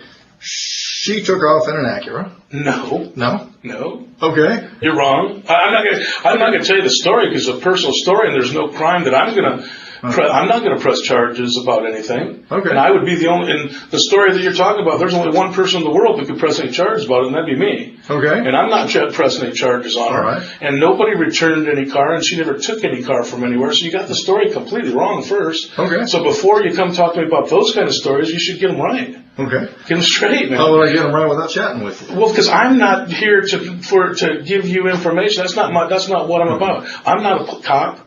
I'm not going to sit here and feed you information. I don't know. I'm here for some reason. I don't know what your deal is, but you haven't explained that to me yet. Until then, I got no more answers for you about Nicole or cars or anything else. I don't even know what the hell. Why wouldn't if this has to do with that car? Why in the heck am I not the one pressing the charges? I didn't do anything wrong. Okay. Well, I see your point. Yeah. Well, that's a pretty good point. Yeah. Yeah. Okay. How far back do you want to? Let's go back. So you don't know Jeff? You said you don't know Jeff? Don't know Jeff Sudan, no. Would you maybe recognize a picture of him? Well, you know what? Anybody that you're going to show me, you'd have a lot better chance showing me a picture than giving me, because I do not know people's names. Okay. That look familiar to you, sir? Oh, yeah. Okay. What do you know that guy by? I'm not going to answer your questions. I told you. I'll listen to what you have to say, and I'll pick what I want to answer, but I'm not going to tell you information about people I know. I'm not a cop. Okay. Well, that's a picture of Jeff Sudan. Oh, okay. I did not know that was that guy's name. Okay. Oh, okay. All right. Now I'm starting to put it together. Okay. Now I kind of know. Would you tell me how you know that man? Or No. I'm not going to give that information. But I kind of know what we're talking about here. But I thought that those charges were dropped on him and stuff like that. Okay. Well, he was with another gentleman too, right? When this thing happened, that's what I heard. I wasn't there. No, I know you weren't there. Oh, okay. But you know some of the background. Well, I might know some of the background, but like I said, I'm not here to try to answer your questions. You're going to have to get the answers. Why can't you? All these answers you should be able to get from that guy. Some of them. I don't know him very well, by the way. But I don't know him very well, but I know exactly who he is. And but I don't have the answers for you as far as that stuff goes. Okay. Well, a few months before this car thing happened, Nicole was at your house, and somebody busted in the house and roughed her up a little bit, tied her up. You remember that? I can't really answer to that. You're going to have to get that story from her. Okay. You know what I mean? Because I'm not going to answer to that but I can tell you once again, and you're going to find out that you are completely wrong. Okay. So that didn't happen? What's that? I'm not going to go there. I'm going to let you're saying we're wrong. You got the story all wrong. Okay. You got the story all wrong. Okay. And if you ask around about Nicole, you're probably going to find that you got a whole bunch of stories wrong, man. Okay. But I'm not going to sit here and slam on Nicole, and I'm not going to sit here and tell stories about her or anybody else. Would you tell me what we got wrong about Never happened. That's not. That's not what happened. I'll tell you that. I'll say that is not what happened. Okay. Nobody actually came to the house. Okay. All right. What did happen then? I'm not going to tell you. I'm not going to let her tell you. I'm not Mr. Rat who's going to sit here and tell Nicole's life story to anybody. Okay. You know what I mean? If she wants to tell you that what happened, she will. And anything about what you're talking, the car and the whole thing you're talking about, ask her. Ask her. It's not my story. It's hers. Okay. The detectives are trying to establish motive for the murder of Robert Huggins. They are now telling Mark that he is not being questioned just because of the stolen car, but also because of the robbery that took place at his home. Mark realizes that just like the car theft, he is a victim of the robbery at his home. So why was he handcuffed and brought in for interrogation? Who did you tell about what did happen then? Oh, God. Tons of people, man. Okay. Can you give me some examples? No. Okay. No, I'm not going to sit here and name names for you, man. Mm-hmm. If you think I am, you're just barking up the wrong tree. Okay. You really are. But I'll tell you what I don't really understand why this stuff that you're talking about with this dude and the car stuff, why would that get handcuffs put on me? Well, why would those handcuffs go on me? What did I do that was illegal in any of that stuff? What did I even have to do with it? I wasn't even there for any of it. None of it. Okay. Not anything that you've talked about so far. I was a long way away from it. Okay. So why would I get handcuffs put around my fucking wrist for it? Well, where were you when that happened? Well, man, I know where you're talking about. I wasn't there involved in anything that happened if there was a story made up about this theft thing or whatever. Mm-hmm. If that's the story that you're talking about, and the car thing about the whole fucking car deal, mm-hmm. I wasn't there. I wasn't involved in it. Okay. You know what I mean? And I'm not going to tell you the story about it. You can get that from other people who like to tell stories. Some of it we have. I'm not going to. So back in the middle of June, do you recall getting called by a FedEx guy from your house? Yes, I know about the FedEx guy. Yeah. Okay. Yeah, so tell me about that. Man, I shouldn't even fucking... I'm not trying to... I'm not going to try to do anything that's going to get Nicole in any kind of trouble, man, because I'm not here to try to get her in trouble, all right? Mm-hmm. If that's what this is all about. And I don't really understand, but I'll tell you one thing. You know what? If you want to hear this story from me, you get Nicole here too. Both of us in the same room. It doesn't work that way. Well, that's the only way. That's not going to happen. Because I'm not going to tell behind her back what this. I'd love to tell you the truth, but I don't want to do it behind her back. It's against my personal rules. I'm not going to sit here and talk to cops about anybody behind their back. But I would like to have her here so me and her could. So we can. I'm a little bit confused too. Look, Nicole, tell them this and tell them that. I would do that in front of her to try to get this straightened out because I don't. You guys are just got the story is so fucked up. And if you really knew what the deal was, well, like I said, if you really knew what the deal was, you might. I don't know if you'd arrest Nicole or not, but I'm not going to get her arrested. I'm not pressing no charges on her for anything that happened then. If that's what the deal is. I guess I'm a little bit confused because when Nicole, you're saying it's a story. When Nicole says that she's. Basically, there's a robbery at your house, and there's an incident. The FedEx guy calls you, lets you know this story. Why would she be in trouble? You're saying you don't want to get her in trouble. Why would she be in trouble for that? That's what I'm missing. Because okay. All right, man. I wish Nicole was here. I feel like a piece of shit for even talking shit behind her back. Nicole set the whole fucking thing up. That was her and her friend. They fucking zip tied her. They knew the fucking guy was coming. That was a setup. She robbed me. She even brought the stuff that was robbed. She brought a bunch of it back. Man, that's her and her friends. If you want to know the fucking truth, I've been robbed by the girl so many fucking times you couldn't even count it. Really? And that whole robbery right there, that stuff, everything she stole from me then that she brought back everything she couldn't sell on offer up, her and her fucking junkie friends. And that's what fucking happened there, man. It was a total lie. I know it was for a fact. She, like I said, her mom knows. She told her mom what all fucking kind of stuff was stolen in this big robbery. And then her mom comes over when I was throwing her out, and her mom starts looking at all the stuff and goes, oh shit. Here's something. This was stolen. Well, half the stuff she told her, anything her and her friends couldn't sell on the fucking, offer up. She brought back after she wanted to be back with me and stuff. What items did she take or try? Well, I'm not going to sit here and lay out a big old thing for you. Ask her if you can get the truth out of her. Ask her. You know what I mean? But Mark is one step ahead of the detectives. Their initial goal was to get Mark to tell them that he knew that Robert had broken into his home, which would have given them motive.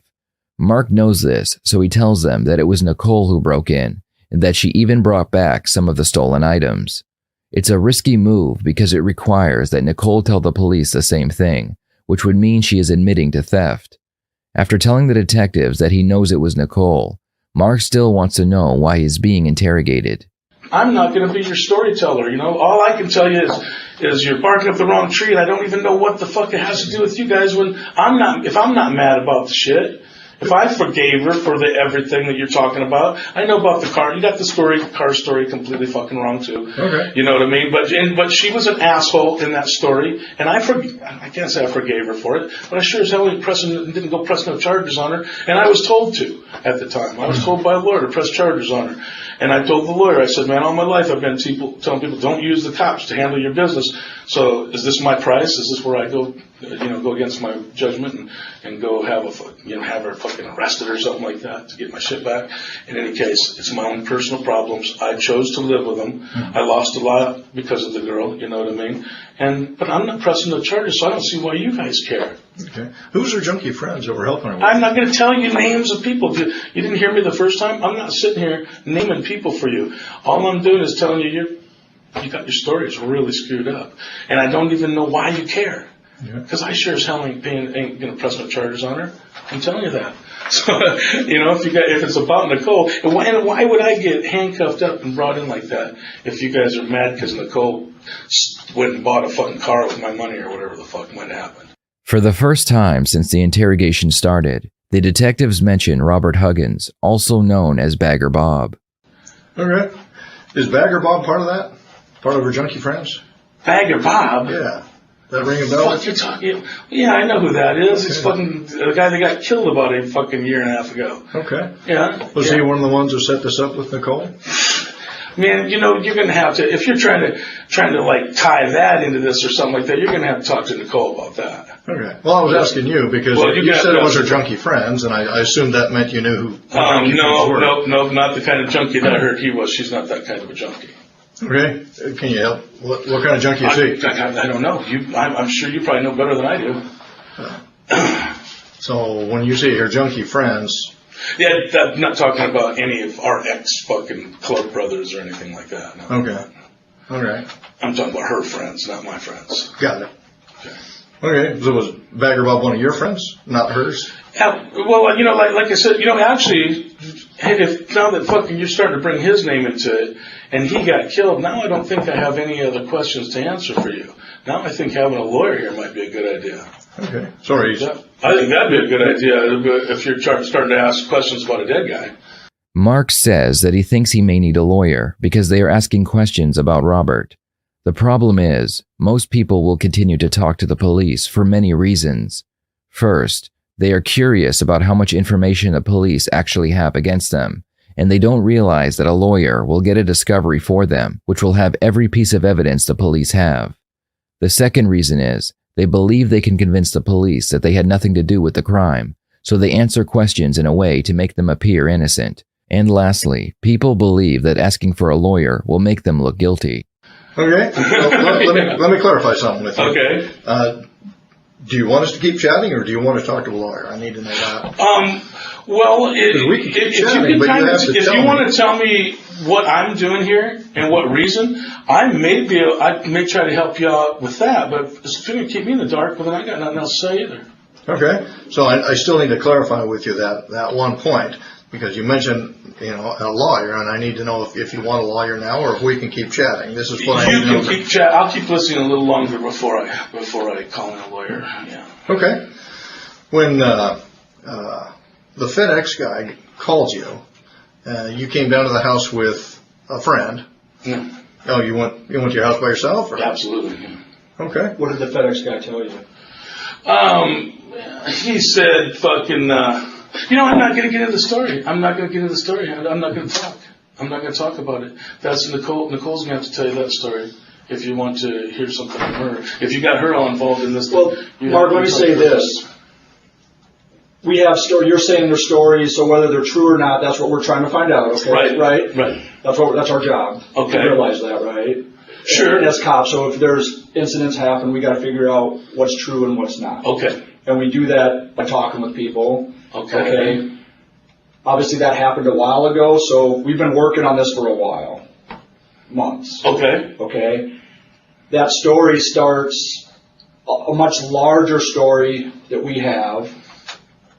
Right, starts with at your house with a theft happening that includes Nicole being there, okay?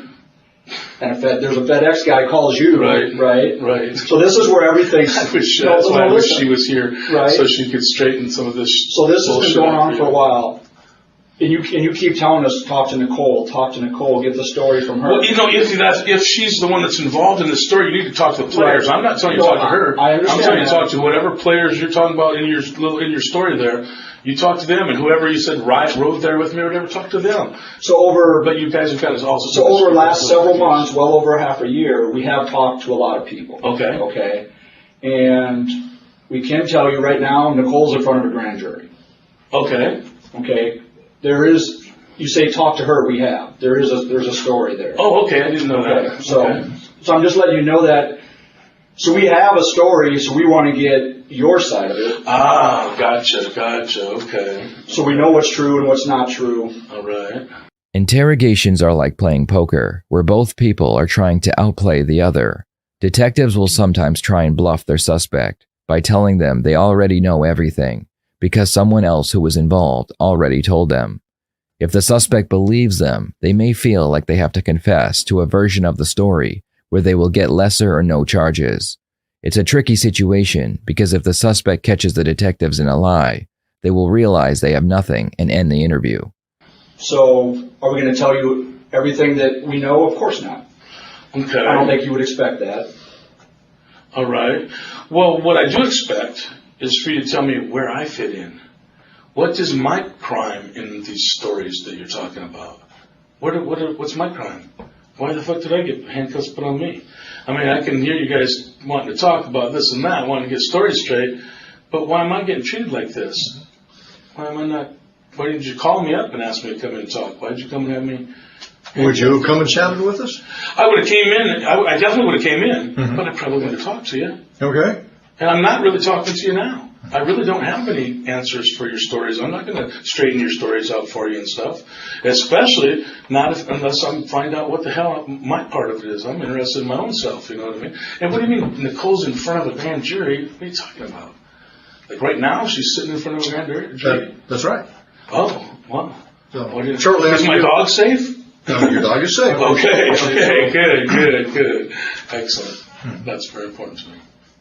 Okay, so now what? Well, I'm not. Am I arrested for anything? You're being detained at this point. Okay, but I'm not under arrest quite yet. That's correct. Okay, then I don't need a lawyer quite yet. Okay, so Mark is of course wrong. You always need a lawyer when you're being questioned by the police. She is indicated that certain things took place after this robbery, theft, whatever it was, the one where the FedEx guy came to the house, and I think he wanted to call the police, and she said, no, please call Mark, and I think is that right? I'm not going to say whether that's right now, but is that your understanding? I'm listening to your story. Okay. And from there, the series of events unfolded involving one of your club brothers, or former club brothers. Okay. And that's where some of this comes about, and it's up to you to clarify for this what all took place, because there's fingers. Man, you know what? The story that you're talking about is somebody else's story. Okay. But you're going to have to talk to somebody else. Who do you suggest we chat with? I'm not throwing names. I told you. It's somebody else's story. You're the cop. Figure it out. Talk to somebody else. It's not my story. I'm not. I think you know that we've got it pretty well figured out. The question is, you're in a bit of a hole. We're trying to offer you a ladder to get out of this hole.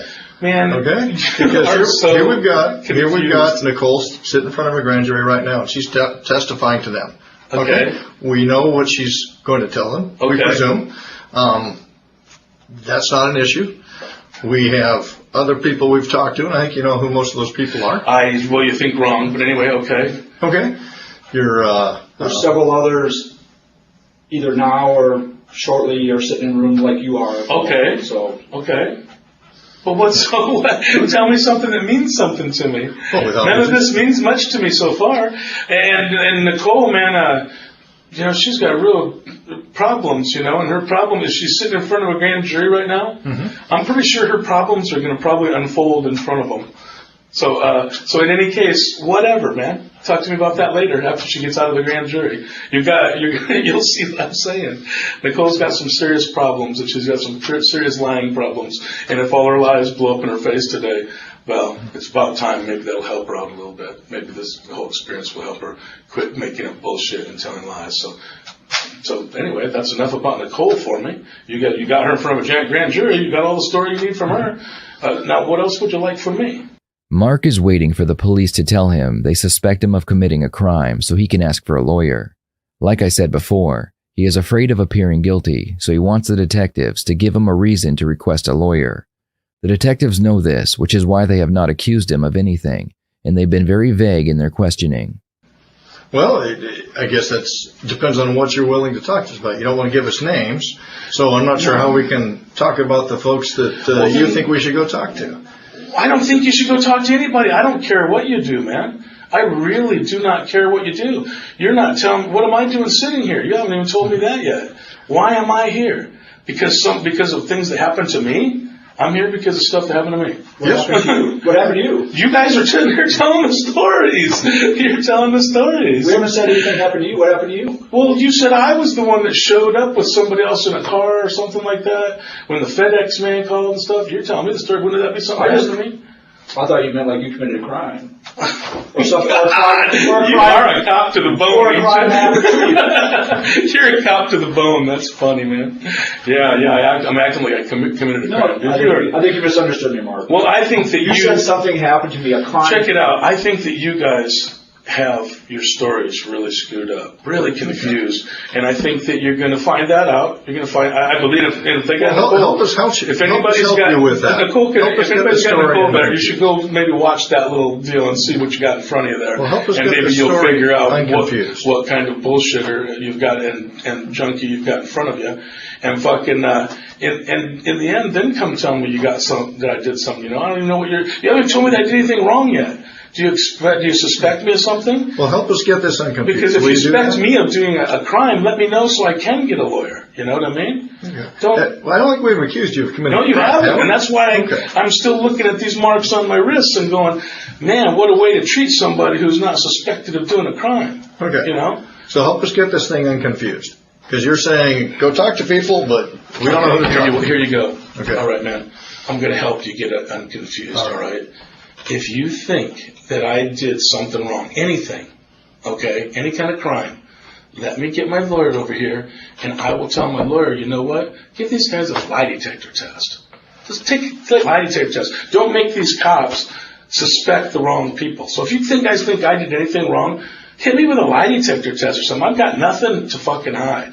Now it's Mark's turn to bluff. During these interrogations, sometimes you will hear the suspect say, "Just give me a lie detector test." This is their way of bluffing the police by telling them they are so confident in their answers that they aren't scared of a device that will tell the police if they're lying or not. I got nothing to hide, and I just got nothing to say. It's against my fucking nature to sit here and talk to cops.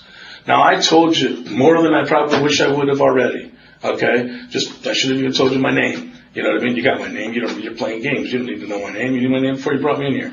In any case, if you think I did something, and you really do, if you really think I did something wrong, then you guys maybe think about giving me a lie detector test and lay it out. Lay what you think I did out on a lie detector test. I just want a lawyer there just to make sure that I'm doing the right thing or whatever.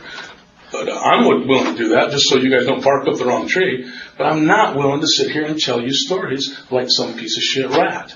Okay? You got your world, I got mine. Mm-hmm. In my world, rats are pieces of shit. I'm not going to sit here telling on Nicole. I'm not going to sit here telling on anybody.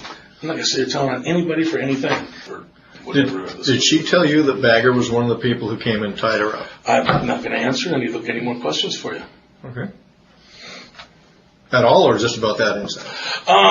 I think that, the truth is, I think I'll just not answer anymore at all and have you guys arrest me so I can see what the hell I'm under arrest for if you're not going to tell me. Because I want to know where I fit in. You know, I hear what you're barking at and stuff, and I don't really understand some of the stuff, why in the hell you even care about it, because I'm not going to press no charges on anybody, so I don't even know why you guys even give a shit. But I am interested in what the hell I'm going to get arrested for, so arrest me for it so we can go from there. In a last-ditch effort, the detectives ask Mark about his interactions with Robert. They are hoping Mark will say that he did not like him or they did not get along. Even though Mark should have never answered any questions and immediately asked for a lawyer, he has done a great job not giving the detectives any more information that could be used against him. I'm not going to tell stories about the club and this and that and why, but I'm telling you, I've already told you the common stuff. This is what pretty much everybody knows. It ain't hard for you guys to find out that the fucking guy got kicked out of our motorcycle club. Sure. That is not hard to find out. When's the last time you were actually eyes on with Bagger? Was he a club member then, or was it after? Did he ever flip you off at some stop sign? At the same time he was going. I saw him when he was going out. Okay. I saw him go. He was and wasn't at the same time. Okay. The last time I saw him, that's the last time. He was until he told him get the fuck out of here, and then he wasn't. So I saw him. He was and wasn't that same day. And that's the last time I've ever seen him. Okay. Did he ever come by and vandalize anything of yours? No. Okay. Hell no. Bagger. Well, is he a cheap shot guy, or is he someone? I really don't know, and like I said, I'm not going to answer questions about Bagger. Okay, but he never did anything to you. No. Okay, you never went eyes on with him again after that when he was out of the club. He respected me, I think, and he talked very nice to me anytime I ever saw him. I'll tell you that. Me and him never had a bad word. In the end, I found out he was a piece of shit junkie. Right. So I admit I hold that against him because I spent a lot of time with the guy and stuff and kind of gave him my heart, sort of like, and so when people just really disgrace us like that and stuff, it leaves a real bad taste in my mouth. I will admit that. Mm-hmm. But that's the end of it. When you're done with us, you're just done. So anything that happened to him after that, I have no idea. Like I said, one thing about our motorcycle club is when you're done with us, you're just done with us. We got no time for you. We got no words for you. You won't be getting any more calls. Nothing. You know what I mean? You're done. And Bagger's just one of a lot of guys that the same kind of shit happens to. It's part of the life. Okay. In the end, Mark and other members of the club would be arrested and charged with murder. The biker club would be raided and police would find evidence of years of crimes being committed. Nicole, among others, would work with prosecutors, and in exchange for their testimonies, they would receive lighter sentencing. Mark would receive life in prison for his role in the crime. Thank you for watching, and I will see you next time here on the Red Tree Crime YouTube channel.